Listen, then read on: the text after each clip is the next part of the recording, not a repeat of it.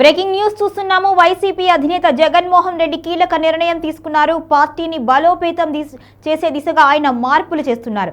ఇక సంక్రాంతి నుంచి పూర్తి సమయాన్ని తాడేపల్లిలో కేటాయించాలి అని కూడా ఆయన నిర్ణయం తీసుకున్నట్లుగా తెలుస్తుంది.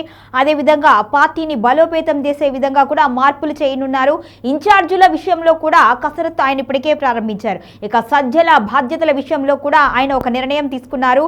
ఇక సజ్జల బాధ్యతల విషయంలో ఆయన తీసుకున్న నిర్ణయం పట్ల వైసీపీ శ్రేణుల్లో ఆసక్తి నెలకొంది. మొత్తానికైతే ఆయన్ని సాక్షి మీడియా డిజిటల్ హెడ్ గా నియమించాలి అనే నిర్ణయం తీసుకున్నట్లుగా తెలుస్తోంది. అయితే ఇది ప్రక్షాళన ప్రమోషన్ అంటూ కూడా వైసీపీ శ్రేణులు అయితే ఆసక్తిగా ఎదురుచూస్తున్నారు.